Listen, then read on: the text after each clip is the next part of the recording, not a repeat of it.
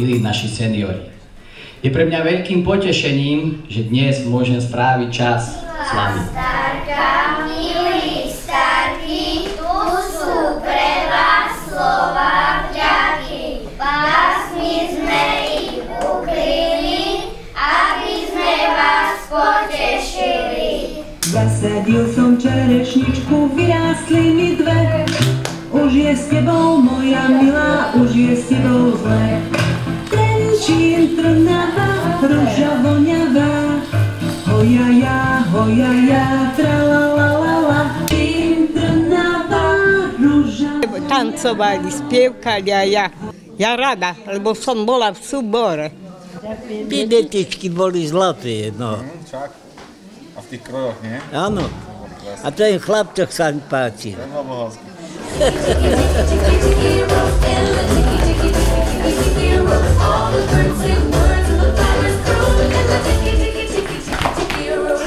Čas neúprosne ubieha a zanaháva svoje stopy vo forme bielých vlasov a jemných vrások na tvárach našich.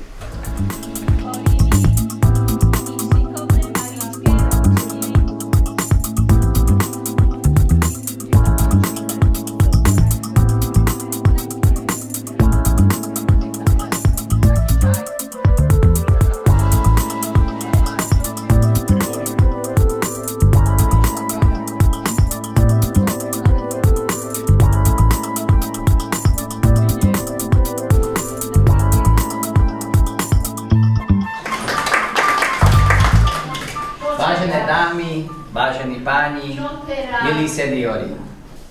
Máme október, mesiac úcty k starším a je pre mňa veľkým potešením, že tu dnes môžem stráviť tento deň s vami. Mamička ma naučila variť si čaj s medom, upravovať čo netreba, to sa zrobím s dedom.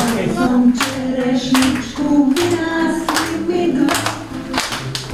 Už je s tebou, moja milá, už je s tebou zle. Trenčín, Trnava, ruža voňavá. Hojaja, tralalala. Nech sú požehnaní tí, ktorí ma počúvajú, keď spomínam na minulosť a opakujem to možno niekoľkokrát za sebou. Môže byť program, ktorý deti pripravia pre svojich najbližších, ale vzájomne láska z jednej strany prechádza na druhú a tak sa to v živote strieda. Amélia, to je Amélia. Veľmi sa nám páčil program. Aj detičky boli zlaté, ako vystupovali. Máme z toho veľkú radosť. Z toho, že sú také pristúpili pekne. Máš našele, ale sú vesele, máme ťa všetci radí. Milí naši seniori, dnešný deň si pripomínam, zároveň spomínam na mojich starých rodičov, ktorí už tu žiaľ nie sú medzi nami. Práve preto si vážim túto chvíľu, že ste tu vy. A tak ako oni, tak aj vy ste svojimi mozoľami, svojimi skúsenosťami a svojou prácou a nadšením zhodnocovali našu krajinu. Vy ste tvorili tie hodnoty a tradície, ktoré sú dodnes na Slovensku a ja som veľmi rád, že môžem byť súčasťou týchto vašich príbehov a som veľmi hrdý, že som váš primátor a môžem vám z tohto miesta povedať, že pokiaľ budem primátorom, budem tieto hodnoty, tieto tradície a vaše životné príbehy, váš odkaz odovzdávať ďalším generáciám. Preto by som chcel dnešný deň zaželať vám skutočne pevné zdravie, lebo je najdôležitejšie, hlavne pokoj a lásku svojich blízkych, aby ste vždy mali minimálne jeden dôvod na úsmev, aby ste boli obklopení minimálne jedným priateľom s priaznenou dušou, pri ktorých sa viete vyrozprávať. A dovoľte mi tak symbolicky, ale za to úprimne, vysloviť želanie, aby sme aj budúci rok sa tu stretli minimálne v takomto počte ako dnes, minimálne v takej zdravotnej kondícii ako dnes a minimálne v tak pozitívnej nálade ako dnes. Ďakujem pekne za pozornosť a prajem vám všetko dobré.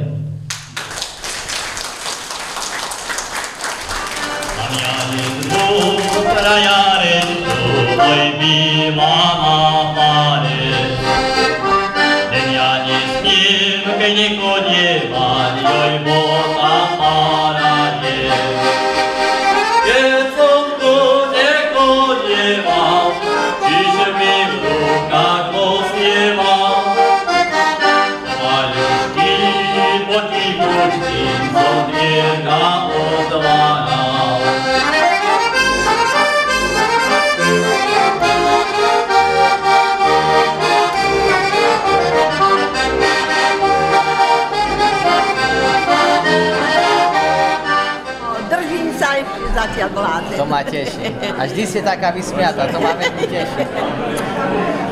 Nech sa páči. Ďakujem, veľmi pekne, pán Kunár.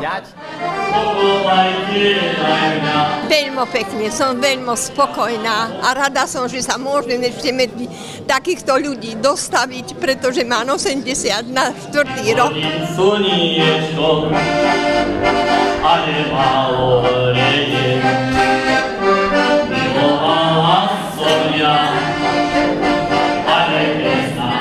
No, prišli sme my, traja z protifašistických bojovníkov, lebo si vážime, aby tieto zvyky a tradície aj sa dodržiavali. Kalab dole z toho titulu, že ešte aj v meste sa zaujímajú o dôchodcov, aspoň povedal by som, keď aj takto okrajové, že sa zídeme, tak je to fakt, je to dobré, aj táto spomienka. A ďalšia vec, že aj sa vidíme tieto tváre a pripadajú nám tí ostatní, že sú starí, len my, že sme mladí. Prajem vám najmä veľa zdravia, pokoja a vzájomného porozumenia. Na zdravie!